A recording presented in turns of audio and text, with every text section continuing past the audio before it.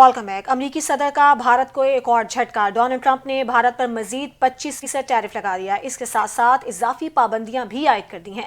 भारतीय मीडिया के मुताबिक डोनाल्ड ट्रंप की जानिब से मजीद 25% टैरिफ लगाए जाने के बाद भारत पर मजमूई अमरीकी टैरिफ 50% हो गया है। व्हाइट हाउस के मुताबिक सदर ट्रंप ने एग्जेक्टिव ऑर्डर के जरिए भारत पर 25% इजाफी टैरिफ आयद किया। डोनाल्ड ट्रंप का कहना था कि भारत पर मुआशी दबाव बढ़ा दिया। भारत को रूस से तेल खरीदने की कीमत चुकाना होगी। रूस से कुर्बतें बढ़ाने पर भारत को सजा दी जाएगी। भारत अभी भी बराह रास्त या बिलवास्ता रूस से तेल दरामद कर रहा है। भारत ने रूस से तेल की खरीदारी ना रोकी तो मजीद टैरिफ लगेगा।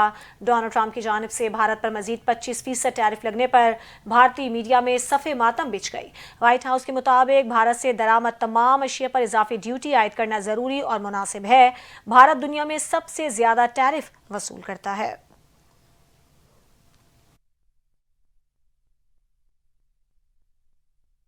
तो दूसरी जानिब DGISPR लेफ्टिनेंट जनरल अहमद शरीफ चौधरी का कहना है कि फील्ड मार्शल सैयद आसिम मुनीर के बारे में पाकिस्तान के सदर बनने की बातें बेबुनियाद हैं। बरतानवी जरीदे दी इकॉनमिस्ट को इंटरव्यू देते हुए उन्होंने इन बातों को बेबुनियाद करार दिया। पाकिस्तान की जानिब से भारतीय फौजी कार्रवाइयों पर रद्द अमल से मुतालिक सवाल पर DGISPR का कहना था कि हम इस बार भारत के मशरिक से आगाज़ करेंगे। आगाज़ भारत के अंदर गहराई से हमला करने से होगा।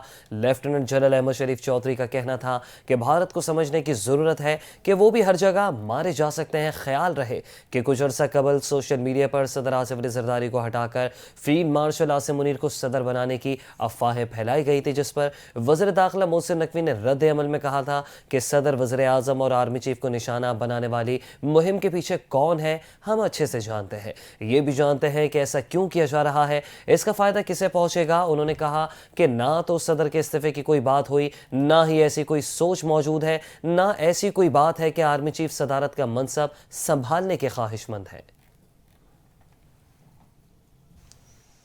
वज़ीर आला पंजाब मरियम नवाज ने आवाम को अपना घर देने का वादा 6 माह की कलील मुद्दत में सच कर दिखाया। अपनी छत अपना घर स्कीम के नए मरहले का आगाज हो गया।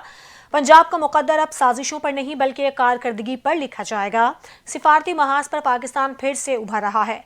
आलमी इदारे भी पाकिस्तान की मईशत के मस्बत इशारे दे रहे हैं। वज़ीर आला पंजाब मरियम नवाज का अपना घर अपनी छत प्रोग्राम और बिलासूद कर्ज फराहमी की तकरीब से खिताब कहा। शोर शराबा, फितना और गालम गलोच की सियासत कारकर्दगी से दफन हो गई। दुनिया में अपनी छत अपना घर जैसे मॉडल की मिसाल दी जाएगी। वज़ीर आज़म शहबाज शरीफ मुल्क के लिए दिन रात मेहनत कर रहे हैं। 7 माह में 64,000 अफराद को कर्ज दिया जा चुका है। कर्ज दहिंदा अपनी आमदनी से बासानी कर्ज अदा कर सकेगा। 5 साल में 5 लाख घर फराहम करने का हदफ है। इस मंसूबे का कोई मुतबादिल नहीं हो सकता। वफाकी वज़ीर कानून आज़म नज़ीर तारड़ ने अपोजिशन को एक बार फिर मुज़ाकरात की पेशकश कर दी है। तहरीक इंसाफ को नाअहलियों के खिलाफ अदालत से रजू करने का मशवरा दे दिया। कौमी असम्बली में खिताब करते हुए वज़ीर कानून ने कहा कि असम्बली चलाने, माहौल बेहतर बनाने और कानून साजी के लिए अपोजिशन हमारे साथ मिलकर बैठे। इस हवाले से वज़ीर आज़म की हिदायत भी है। वज़ीर कानून ने चेयरमैन PTI को जवाब देते हुए कहा कि बैरिस्टर गौहर की बातों का ताल्लुक अदालत से है। कानून की बालादस्ती पर यकीन रखते हैं। मुजरिमान को सजाएं कानून के मुताबिक दी जाती हैं। 9 मई मुकदमात का ये फॉरम नहीं। आज़म नज़ीर तारड़ ने PTI को मशवरा दिया कि इलेक्शन कमीशन के फैसले के बाद अदालत से रुजू करे। जमशेद दस्ती को हाई कोर्ट ने रिलीफ दिया। मामला अदालतों में जाना और अदालतें ही फैसला करेंगी।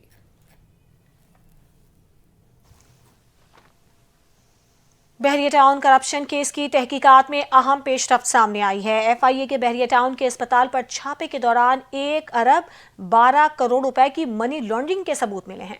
वफाकी वज़ीर इत्तलात अताउल्लाह तारड़ का वीडियो बयान। कहा, मलिक रियाज और बहरिया टाउन के खिलाफ करप्शन केस में अहम दस्तावेजात और नाकाबिल तरदीद सबूत वफाकी तहकीकाती इदारे ने हासिल कर लिए हैं। अस्पताल में छुपाया गया कैश और रिकॉर्ड कब्जे में ले लिया गया है। ये तमाम शवाहिद हुंडी हवाला को साबित करते हैं। अताउल्लाह तारड़ का मजीद कहना था कि एम्बुलेंस के जरिए इन दस्तावेजात और कैश को एक जगह से दूसरी जगह मुंतकिल करने के लिए इस्तेमाल किया जाता था। वफाकी वज़ीर इत्तलात का कहना था कि इमरान और कैसर हुंडी हवाला का काम करते थे। मुल्की मईशत को नुकसान पहुंचाने के लिए अरबों रुपए बैरून मुल्क भेजे गए। गैर कानूनी तौर पर रकूम की मुंतकली से मुल्की मईशत को नुकसान पहुंचा। FIA की टीम पहुंचने पर रिकॉर्ड जलाने की कोशिश की गई। जब कोई गैर कानूनी काम नहीं हो रहा था तो रिकॉर्ड क्यों जलाने की कोशिश की गई। आइंदा दिनों तहकीकात से मजीद चीजें सामने आएंगी। بانی پی ٹی آئی نے احتجاج کے لیے 14 اگست کی نئی تاریخ دے دی ہے۔ بانی پی ٹی آئی کے ہمشیرہ علیمہ خان نے اڈیالہ جیل میں بھائی سے ملاقات کے بعد میڈیا سے گفتگو کرتے ہوئے کہا کہ بانی نے احتجاج کے لیے 14 اگست کی نئی تاریخ دی ہے۔ بانی نے کہا ہے کہ عوام کو حقیقی آزادی کے لیے کھڑا ہونا ہے۔ ملک میں رول آف لا ختم ہو چکا ہے، 14 اگست کو سب باہر نکلیں۔ بانی نے اپنی لیڈرشپ کو بھی پیغام دیا کہ جیلوں اور گرفتاریوں سے نہ ڈرے۔ علیمہ خان نے بتایا کہ بانی پی ٹی آئی نے کہا کہ ہمارے جو لوگ نااہل ہوئے ہیں ان کی نشستوں پر کسی کو کھڑا نہیں کیا جائے، ناجائز طریقے سے لوگوں کو نااہل کیا گیا۔ بانی نے بچوں کے پاکستان آنے کے بارے میں پوچھا ہے۔ بانی کل کے احتجاج پر بہت خوش ہوئے۔ بانی نے ظلم و زیادتی دباؤ کے باوجود لوگوں کے احتجاج پر خوشی کا اظہار کیا ہے۔ پشاور ہائی کورٹ نے 9 مئی کے کیس میں سزا پانے والے پی ٹی آئی رہنما شبلی فراز اور زرتاج گل کی حفاظتی ضمانت منظور کر لی ہے۔ پشاور ہائی کورٹ نے دونوں رہنماؤں کی ضمانت کے لیے دائر درخواست پر محفوظ کیا گیا فیصلہ سنا دیا۔ پشاور ہائی کورٹ نے زرتاج گل اور شبلی فراز کو 11 اگست تک حفاظتی ضمانت دے دی۔ عدالت نے زرتاج گل اور شبلی فراز کو 11 اگست تک متعلقہ ہائی کورٹ میں پیش ہو کر اپیل دائر کرنے کی ہدایت کی ہے اور حکم دیا ہے کہ اس وقت انہیں گرفتار نہ کیا جائے۔ پاکستان تحریک انصاف کے بانی کی نااہلی کے خلاف فیض آباد کے مقام پر احتجاج کرنے کے مقدمے میں وزیر اعلیٰ خیبر پختونخوا الیمین گنڈاپور کا اشتہاری کا اسٹیٹس ختم نہ ہو سکا۔ انسداد دہشت گردی عدالت اسلام آباد کے ڈیوٹی جج عدالت نمبر 2 ابوالحسن اسناحات محمد ذوالقرنین نے کیس کی سماعت کی ہے۔ دوران سماعت عامر کیانی اور دیگر ملزمان عدالت میں پیش ہوئے۔ استغاثہ کے گواہان کے بیانات ریکارڈ نہیں ہو سکے۔ عدالت نے پیش ہونے والے ملزمان کی حاضری کے بعد سماعت ملتوی کر دی۔ صدر مملکت آصف علی زرداری سے عمان کے سفیر فہد سلیمان خلف القاروسی کی ایوان صدر میں ملاقات ہوئی۔ تجارت، سرمایہ کاری اور توانائی کے شعبوں میں تعاون کے فروغ پر گفتگو ہوئی۔ ملاقات میں دونوں ممالک کے تاریخی اور برادرانہ تعلقات کو مزید فروغ دینے کے عزم کا اعادہ کیا گیا۔ صدر آصف علی زرداری نے کہا کہ پاکستان اور عمان کے درمیان برادرانہ تعلقات مشترکہ مذہب، ثقافت اور اقدار پر مبنی ہیں۔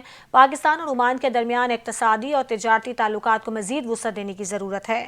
آئی ٹی، تعمیرات، صحت، فوڈ سیکیورٹی اور توانائی کے شعبوں میں سرمایہ کاری بڑھانے کے وسیع امکانات موجود ہیں۔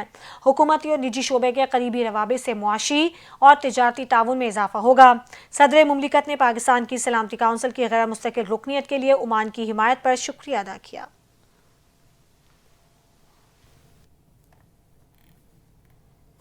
قومی اسمبلی میں غزہ کے عوام کے ساتھ اظہار یکجہتی کی قرارداد کثرت رائے سے منظور۔ قرارداد کے متن میں کہا گیا کہ ایوان اسرائیلی حکام کی جانب سے جاری بربریت اور اشتعال انگیز اعلانات کی شدید مذمت کرتا ہے۔ غزہ کے عوام تک انسانی امداد کی ترسیل کو روکنا تمام عالمی قوانین کی خلاف ورزی ہے۔ متن میں کہا گیا کہ ایوان عالمی برادری سے تمام فوری اور مناسب اقدامات اٹھانے کا مطالبہ کرتا ہے۔ قرارداد میں بتایا گیا کہ ایوان انصاف اور حق خود ارادیت کے لیے فلسطینی عوام کی جدوجہد کی حمایت کرتا ہے اور غزہ کے بہادر اور جرأت مند عوام کے ساتھ اظہار یکجہتی بھی کرتا ہے۔ وزیر اعلیٰ سندھ مراد علی شاہ کے اعلان پر محکمہ ثقافت نے جشن آزادی مارکہ حق کو شایع نشان طریقے سے منانے والوں کو انعامات دینے کا فیصلہ کر لیا۔ بہترین ملی نغمہ پیش کرنے، گھر، گاڑی، دکان، بلڈنگ بہتر سجانے پر انعام دیا جائے گا۔ وزیر ثقافت و سیاحت ذوالفقار شاہ کی ہدایت پر محکمہ سیاحت و ثقافت نے نوٹیفیکیشن جاری کر دیا ہے۔ بہترین ملی نغمہ پیش کرنے والے گلوکار کو سلیکٹ کرنے کا فیصلہ کمیٹی کرے گی۔ صدر آرٹس کونسل کو معروف گلوکاروں، میوزیشینز کی کمیٹی بنا کر فیصلہ کرنے کا اختیار دیا جائے گا۔ کمیٹی سب سے بہترین ملی نغمہ یا دھن پیش کرنے والے کو منتخب کرے گی۔ ڈائریکٹر آرکائیوز سندھ ہدایت اللہ راجر کو فوکل پرسن مقرر کر دیا گیا ہے۔ محکمہ ثقافت و سیاحت کی تمام کمشنرز کو اپنی نگرانی میں کمیٹی بنانے کی ہدایت کی گئی ہے۔ کمیٹی بہترین گھر، گاڑی، دکان، بلڈنگ سجانے والے شخص کا فیصلہ کرے گی۔ واٹس ایپ نمبر پر سجاوٹ کے حوالے سے ویڈیوز بھیجی جا سکیں گی۔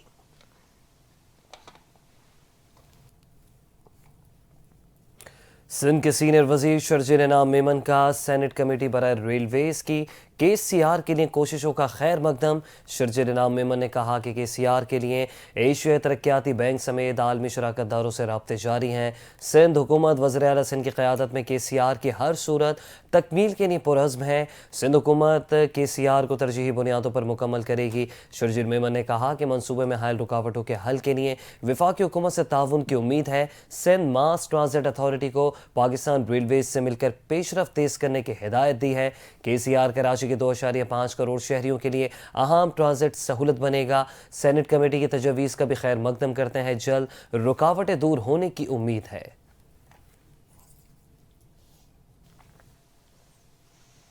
وفاقی حکومت نے بجلی بلوں کی مد میں ڈیجیٹل مردم شماری کرانے کا فیصلہ کر لیا ہے۔ ذرائع کے مطابق لیسکو سمیت تمام کمپنیوں کو ڈور ٹو ڈور سروے کرنے کے لیے مراسلہ بھجوا دیا گیا۔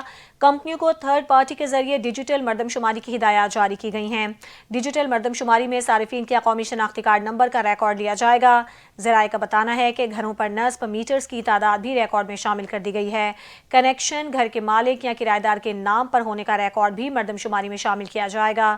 سروے کے دوران بجلی کے بلوں میں عائد ٹیرف کو بھی ریکارڈ کا حصہ بنایا جائے گا۔ علاوہ ازیں ڈیجیٹل سروے کے دوران صارفین کے موبائل نمبرز بھی حاصل کیے جائیں گے۔ وفاقی حکومت نے الیکٹرک سٹی پلان کے تحت مردم شماری کرنے کی ہدایت کی ہے۔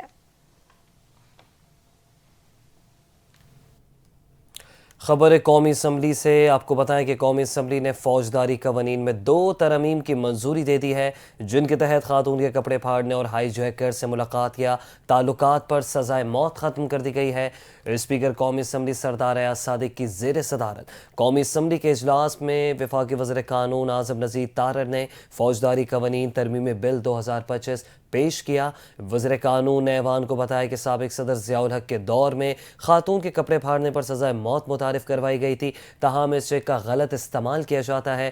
ترمیم کے تحت اس جرم پر سزائے موت ختم کر کے سزا کم کی جا رہی ہے۔ انہوں نے بتایا کہ دوسری ترمیم سابق صدر پرویز مشرف کے دور میں لائی گئی شخص سے متعلق ہے، اور یہ شخص ہائی جیکنگ کے ملزم کی کسی دوسرے شخص سے ملاقات یا تعلقات پر اس شخص کو بھی سزائے موت دینے کی سزا تجویز کرتی ہے۔ ترمیمی بل پر JUI کے رکن عالیہ کامران نے مخالفت کی، جس پر ایوان میں رائے شماری کروائی گئی۔ رائے شماری پر ایوان نے کثرت رائے سے ان دونوں بلوں کو منظور کر لیا۔ افریقی ملک گھانا میں فوجی ہیلی کاپٹر گر کر تباہ ہو گیا، 2 وزراء سمیت 9 افراد ہلاک ہو گئے۔ حکومتی ترجمان کے مطابق ہیلی کاپٹر حادثے میں گھانا کے وزیر دفاع اور وزیر ماحولیات بھی ہلاک ہوئے۔ حادثے میں ہلاک ہونے والوں میں ایئر فورس کا 3 رکنی عملہ اور حکومتی اہلکار شامل ہیں۔ گھانا کے صدر نے حادثے کو قومی سانحہ قرار دیتے ہوئے لواحقین سے افسوس کا اظہار کیا ہے۔ گھانا کی فوج کی جانب سے جاری بیان میں کہا گیا ہے کہ ہیلی کاپٹر سے رابطہ منقطع ہو گیا تھا۔ حادثے کی تحقیقات جاری ہیں۔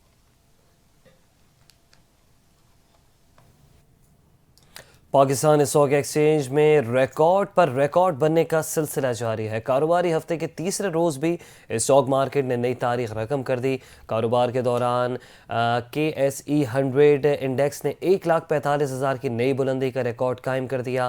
حکومت کا مالی خسارہ گزشتہ 9 سال کی نچلی ترین سطح پر آنے کے بعد آج اسٹاک مارکیٹ میں تیزی دیکھنے میں آئی۔ 100 انڈیکس 2051 پوائنٹ اضافے کے ساتھ 1,45,088 پوائنٹس پر جا پہنچا۔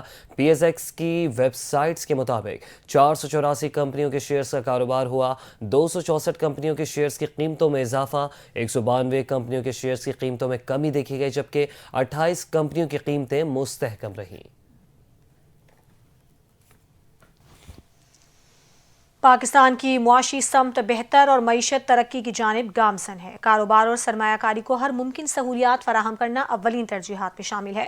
وزیر اعظم شہباز شریف نے اسٹاک ایکسچینج میں انڈیکس 1,45,000 پوائنٹس کی حد عبور کرنے پر اطمینان کا اظہار کرتے ہوئے کہا کہ اسٹاک ایکسچینج میں کاروبار میں تیزی سرمایہ کاروں کے حکومتی پالیسیز پر اعتماد کی عکاس ہے۔ شہباز شریف نے کہا کہ فیڈرل بورڈ آف ریونیو میں اصلاحات سے ٹیکس نظام میں بہتری اور کاروباری برادری کو سہولت ملی ہے۔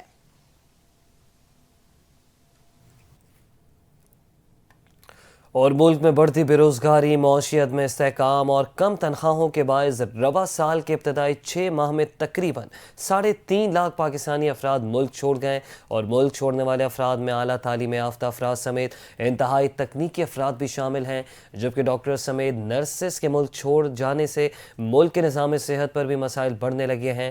عرب اخبار گلف نیوز کے مطابق حالیہ چند سالوں میں پاکستان سے نرسز بڑے پیمانے پر روزگار کی خاطر بیرون ملک منتقل ہو رہے ہیں، جبکہ مرد اور خواتین نرسز بہتر تنخواہ، محفوظ کام کے حالات اور پیشہ ورانہ ترقی کے مواقع کے لیے ملک چھوڑ رہے ہیں، جس سے پہلے سے دباؤ کا شکار طبی نظام مزید ابتر ہو گیا۔ ڈاکٹرز اور دیگر تکنیکی افراد کی طرح نرسز کو خلیجی ممالک، برطانیہ اور کینیڈا جیسے ممالک پرکشش تنخواہوں اور بہتر کام کرنے کے ماحول کے ساتھ راغب کر رہے ہیں اور پاکستانی نرسز ایسے ممالک منتقل ہونے کو ترجیح دے رہے ہیں۔ کرک میں تھانہ گرگری کی حدود میں دہشت گردی کا افسوسناک واقعہ پیش آیا۔ نامعلوم مسلح افراد نے ایف سی اہلکاروں کی گاڑی پر اندھا دھند فائرنگ کر دی۔ واقعے میں 4 اہلکار شہید ہو گئے۔ ایف سی اہلکار فیلڈ سیکیورٹی کی ڈیوٹی پر مامور تھے اور گاڑی میں سوار ہو کر روانہ ہو رہے تھے کہ پہاڑ کی چوٹی پر پہلے سے گھات لگائے مسلح افراد نے اچانک حملہ کر دیا۔ شہداء کا تعلق لکی مروت اور ٹانگ سے ہے۔ ڈی پی او کرک شہباز الہی کے مطابق واقعے کے فوراً بعد سیکیورٹی فورسز اور پولیس نے علاقے کو گھیرے میں لے لیا۔ علاقے کے داخلی اور خارجی راستوں کو سیل کر دیا گیا ہے تاکہ حملہ آوروں کو فرار ہونے کا موقع نہ مل سکے۔ اسی کے ساتھ بلیٹن سے فی الحال اتنا ہی۔ دیکھتے رہیے NTN نیوز۔